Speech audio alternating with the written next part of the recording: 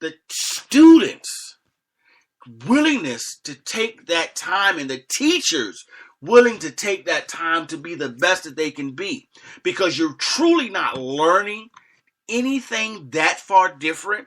It's up to you to make the difference in what you've acquired as knowledge and bringing it forth as wisdom. Yes, over the years, the school name has produced a lot of prestige, but as far as the knowledge that's given, it's very, very closely the same. And you have to make the choice in your life. What am I going to do to acquire the most information that I can so that I can accomplish everything that I need to accomplish in life? So it's your choice how you use the education, because I know some people, and this is a true fact, I know some people that went to Ivy League school and they do not use what they were taught, or they didn't go to the classes and apply themselves. And now you wouldn't even know they came from an Ivy League school. And then there are some people that I know, they come from what we consider a third tier school, that have applied all the information. They asked the questions, they did the extra study, they did the great reports. They really applied themselves in life so that they could become the best they could be. So the inferiority complex is there. Or we're not as fit as somebody else. We don't look as good as somebody else. The social pressures that are around. And we look at that now as bullying. Okay? And then we have to understand that there's a guilt of a faulty sense of understanding of how we were, depending on how we were brought up in culture. We call it culturalization. Okay, so that culturalization of how we were brought up and the area we were brought up in can also make us feel guilty. Because if we aspire to achieve and we accomplish some things and we are able to pull ourselves up, but our family members are still stuck there, we look back and we feel guilty that we have struggled and strived so hard, and we look back and our brothers and sisters and our kindred are still there in despair. We tend to think about that and feel guilty that we didn't do enough. No, yes, you did. You showed them that they can come out. So you have to let that go. Okay? And supernatural influence. Now that's a little spiritual, and in due time we'll get into the supernatural and understanding the supernatural and how to identify the supernatural influences in your life. But yes, there are such things as spirits, and they do influence our life and the world around us. So you have to understand that we can be influenced, and it causes us to do things that we later become guilty of. But that is one of those things where you have to forgive yourself, because you really don't know unless you understand the spiritual world when you're being affected by that. You know, we have to get past the guilt of self-condemnation, the physical reactions of how we react to things, you know, the morality of life, understanding and acceptance. You know, if people don't understand us or accept us, we feel guilty because we think that we're not making ourselves clear. Maybe it's that your language is not a language that's compatible to theirs. And then we can't be friends. We need to understand that we can't be friends with everybody.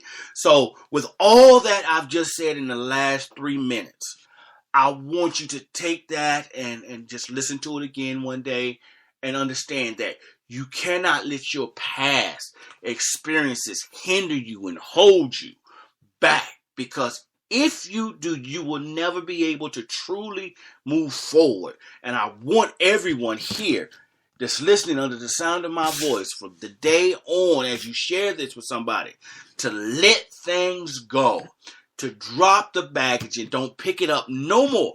Don't pick up baggage no more. You just have to let it go, okay? You have to let it go. All right? So now, I want you to listen to this next song, because we're going to have to make ourselves available for change. We have to make ourselves available to God. We have to make ourselves available to ourselves.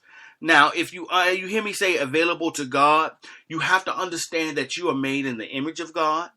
You have to understand that being made in the image of God, that you carry God characteristics. You have to understand that if you submit and surrender to God, to his will and to his way, that you will begin to maneuver and act and in life in very different situations differently than what you would have done before. So I want you to listen to the Thompson Community Choir. The song is called I'm Available to You. Listen to the lyrics.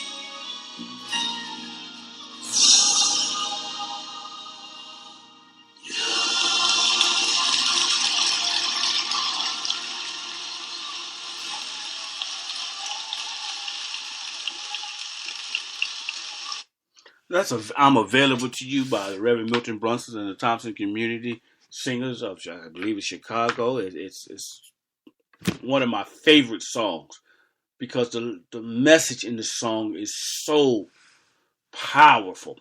Not only do we have to be available to God, but we have to be available to ourselves for change.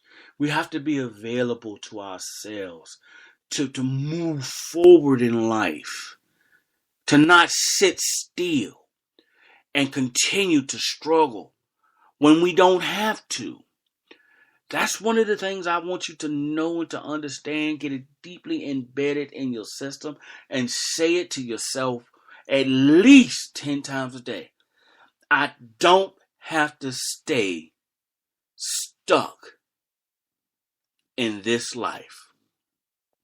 Meaning that I don't have to continue to live subpar to who I know I am. Say it to yourself again. I don't have to stay stuck in this life because God has meant for us to live life and live it more abundantly. What does that mean? That we have the right to be the best that we can be. Not living according to man's perception of what is best for us, but God's perception. I want to read you a quote from a new book that I'm reading called Millionaire Success Habits and by Dean Graziosi. And what it said, the quote is, here's the thing. When it comes to confidence and taking courageous actions, so much of that is going to have to come from what you believe you should do. Though being able to hear and distinguish your heart's call, how your intuition's speaking to you, the small voice inside that says, you know what? Pick up the phone and make that call. Or this is the next action to take. What I believe he's saying here is this, is that we get inner messages from ourselves, from that deep-seated inner you. And it's telling us that we don't have to live subpar. We don't have to live in poverty. We don't have to live subjective to somebody's oppressive rule, whether it be in life, family life, or on the job. We have to take the initiative to make a change and move forward. We have to be courageous enough to step out on faith. Steve Harvey puts it as this, jump.